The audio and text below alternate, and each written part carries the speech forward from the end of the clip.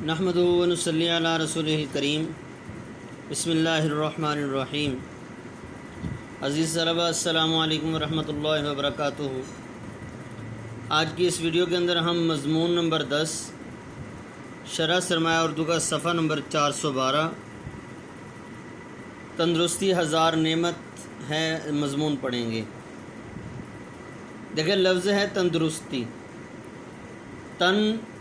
درستی، یہ دو لفظوں کا مجموعہ ہے، مرکب ہے۔ یہ آپ حصہ گرامر کے اندر مرکب تابع موضوع یا صرف مرکب ہی لگا لیں۔ مرکب کا مطلب یہ ہوتا ہے کہ دو لفظوں کو ملا کر اس کا ایک مجموعہ تیار کر لیا جائے۔ تو تن لفظ علیحدہ ہے اور درستی لفظ علیحدہ ہے، الگ لفظ ہے۔ تو تندرستی، تن کا معنی بدن، درستی کا معنی درست ہونا۔ تندرستی مطلب بدن کا درست ہونا ہزار نعمت ہے، ہزار نعمتوں سے بھی بڑھ کر ہے۔ دیکھیں مضمون دیکھیں، تندرستی اللہ تعالیٰ کی بہت بڑی نعمت ہے جو اس لیے ملتی ہے کہ انسان اسے نیک کاموں اور اس کے حلال کمانے میں صرف کرے، ملک و قوم کی بہتری کی کوشش کرے اور اپنی آخرت کو سنوارنے کے لیے اچھے اعمال کرے۔ حدیث پاک میں ارشاد ہے کہ طاقتور مومن کمزور مومن سے بہتر ہے۔ ایک اور جگہ پر ارشاد فرمایا کہ صحت کو غنیمت جانو بیماری سے پہلے۔ تندرست اور صحت مند انسان ہی نماز، روزہ، حج اور دیگر نیک اعمال کی ادائیگی اچھے طریقے سے کر سکتا ہے۔ اسی طرح اللہ تعالیٰ کی بیش بہا نعمتوں اور قدرت کے حسین مناظر سے لطف اندوز ہو سکتا ہے۔ بیش بہا اس کا معنی بہت زیادہ بھی ہے اور قیمتی بھی ہے۔ قیمتی نعمتوں سے اور بہت زیادہ یعنی کثرت کے ساتھ جو اللہ نے انسان کو نعمتیں عطا کی ہیں ان سے انسان فائدہ اٹھا سکتا ہے۔ اللہ تعالیٰ کی عطا کی ہوئی تمام نعمتیں صحت کی موجودگی میں ہی مفید معلوم ہوتی ہیں، ورنہ بیمار انسان کی زندگی اپنے لیے اور دوسروں کے لیے بھی وبال بن جاتی ہے۔ قدر صحت مریض سے پوچھو، تندرستی ہزار نعمت ہے۔ تندرستی دو لفظوں تن اور درستی سے مل کر بنا ہے۔ تن کا معنی جسم کے ہیں اور درستی کا معنی درست ہونا، یعنی جسم کا ٹھیک اور درست ہونا تندرستی کہلاتا ہے۔ انسان کے پاس مال و دولت ہو لیکن اچھی صحت نہ ہو تو مال و دولت کس کام آئیں گے؟ اسی طرح انواع و اقسام کے کھانے ہوتے ہوئے بھی بیمار آدمی کا کھانے کو دل نہیں کرے گا۔ سیر و تفریح کے لیے گاڑی موجود ہو لیکن صحت نہ ہو تو لاچار ہو کر رہ جائے گا اور وہ ان تمام نعمتوں سے محروم رہے گا۔ اس لیے مثل مشہور ہے، جان ہے تو جہان ہے۔ فلاح دین و دنیا منحصر ہے تندرستی پر، فلاح دین و دنیا منحصر ہے تندرستی پر، غرض 100 نعمتوں کی ایک نعمت تندرستی ہے۔ یعنی دین اور دنیا کی کامیابی جو ہے وہ تندرستی پر منحصر ہے۔ اور یہ دیکھنے میں بھی آتا ہے کہ انسان جب تندرست ہوتا ہے تو تندرستی کی حالت میں انسان کو عبادت کرنے کا بھی مزہ آتا ہے، دنیا کے کام کرنے کا بھی مزہ آتا ہے۔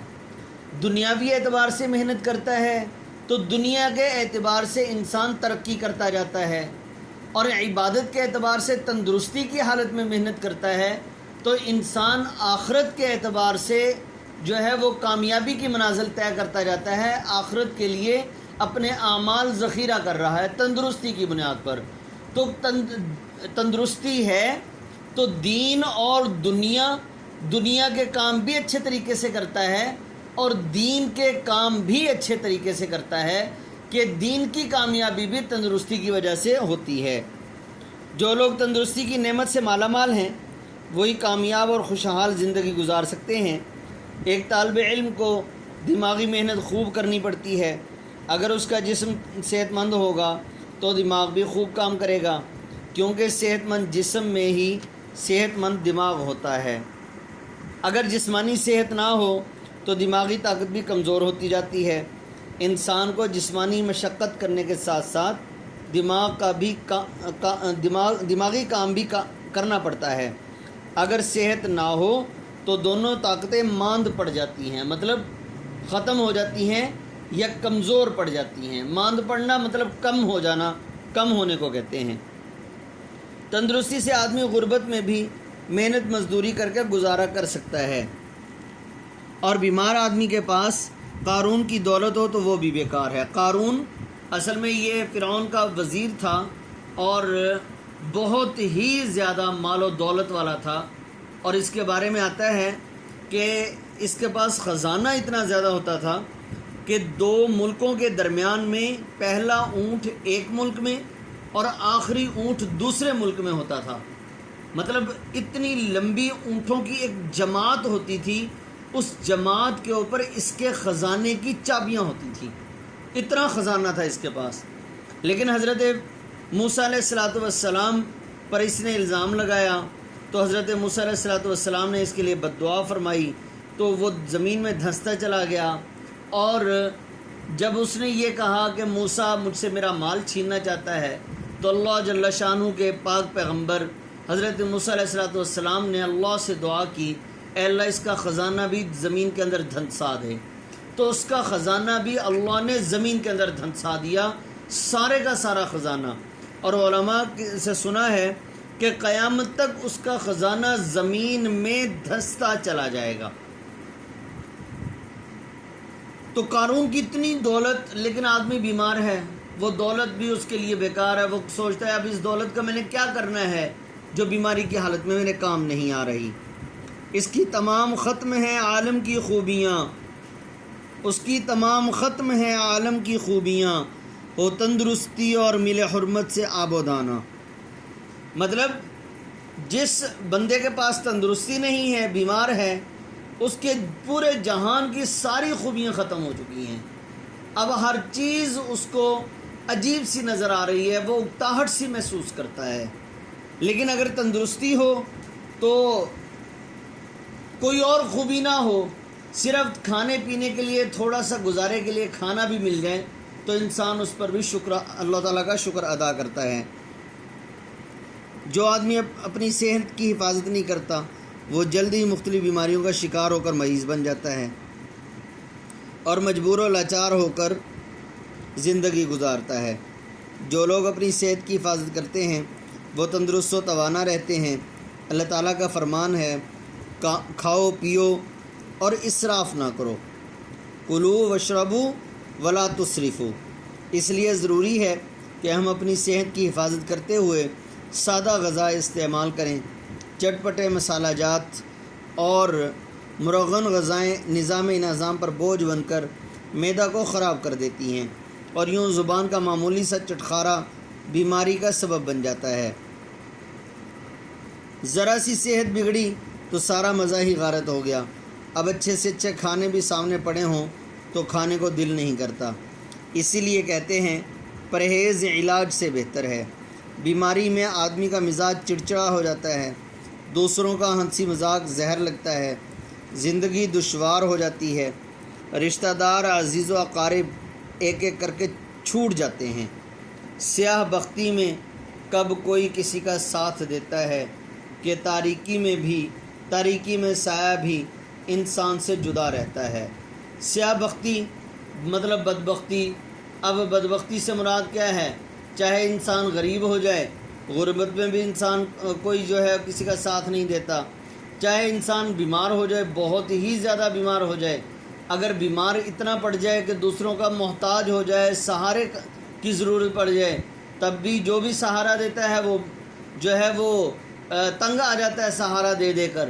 تو اب اسی کی طرف اشارہ کرتے ہوئے کہا کہ سیاہ بختی میں کب کوئی کسی کا ساتھ دیتا ہے کہ تاریکی میں سایہ بھی انسان سے جدا رہتا ہے۔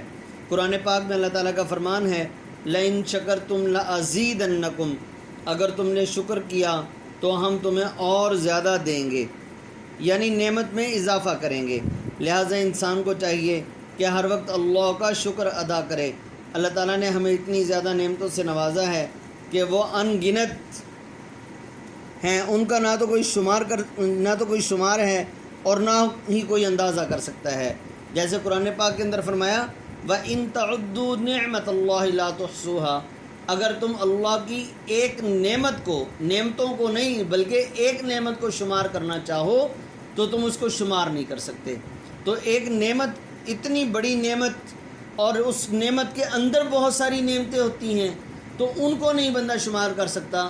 تو اتنی نعمتیں، ہر جسم کے ایک ایک حصے پر کتنی نعمتیں ہیں، تو انسان کہاں شمار کر سکتا ہے۔ اگر اللہ تعالیٰ ہمیں آنکھیں نہ دیتا تو آج ہم اندھے ہوتے، نظر سے محروم انسان قدم قدم پر ٹھوکریں کھاتا ہے۔ اگر زبان نہ ہوتی تو ہم گونگے ہوتے، اگر دماغ نہ ہوتا تو ہم پاگل ہوتے۔ اندازہ لگائیں کہ پاگلوں کی بھلا کوئی زندگی ہوتی ہے۔ اس لیے کہتے ہیں کہ انسان کی قدر اندھے سے پوچھو، آنکھوں کی قدر اندھے سے پوچھو۔ جب کوئی نعمت چھن جاتی ہے تو پھر اس کا احساس ہوتا ہے۔ قرآن پاک میں ارشاد ہے فَبِأَيِّ آلَاءِ رَبِّكُمَا تُكَذِّبَانِ، تم اپنے پروردگار کی کون کون سی نعمتوں کو جھٹلاؤ گے۔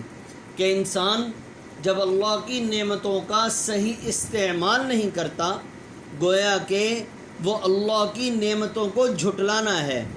جب انسان اللہ کے حکم اور نبی صلی اللہ علیہ وسلم کے طریقوں کے مطابق زندگی نہیں گزارتا اور اللہ کی دی ہوئی نعمتوں کا صحیح استعمال نہیں کرتا اور اللہ کی نعمتوں کی شکر گزاری نہیں کرتا، جیسے مثال کے طور پر اگر ایک انسان مجھے کوئی بھی چیز دیتا ہے اور وہ تحفے کے طور پر دے دیتا ہے تو میں اس چیز کا غلط استعمال کرتا ہوں، تو پھر وہ انسان جس نے مجھے کوئی چیز تحفے میں دی ہے تو جب وہ دیکھے گا تو اس کو دکھ ہوگا، اور وہ دل کے اندر یہ ضرور سوچے گا کہ جو میں نے اس کو تحفہ دیا تھا اس کا یہ بندہ صحیح استعمال نہیں کر رہا، اس لیے آئندہ سے اس کو تحفہ نہیں دینا۔ تو اسی طرح سے جب اللہ کی طرف سے ہمیں صحیح اعضاء ملے ہیں اور صحیح اعضاء کا استعمال ہم صحیح طریقے سے نہیں کرتے، تو گویا کہ یہ اللہ کی نعمتوں کی ناقدری اور اللہ کی نعمتوں کو جھٹلانا ہے۔ اس لیے اللہ جل شانہ بندے سے پوچھتے ہیں فَبِأَيِّ آلَاءِ رَبِّكُمَا تُكَذِّبَانِ، اے جنوں انس، جنات اور انسانوں، تم اللہ کی کون کون سی نعمتوں کو جھٹلاؤ گے۔ اس لیے تندرستی کی حالت میں، تندرستی بھی بہت بڑی نعمت ہے، اس نعمت کا شکریہ ادا کرنے کے لیے کہ اللہ جل شانہ نے ہمیں یہ نعمت دی ہے، ہم زیادہ سے زیادہ اللہ کے حکموں کے مطابق زندگی گزارنے کی کوشش کریں۔ تو عزیز طلبہ، آپ کا یہ مضمون صفحہ نمبر 412 سے شروع ہو رہا ہے اور صفحہ نمبر 414 میں ختم ہو رہا ہے۔ تو آپ نے شرح سرمایہ کے مطابق آپ نے اس مضمون کو اچھی طرح سے یاد کر لینا ہے۔ السلام علیکم ورحمۃ اللہ وبرکاتہ۔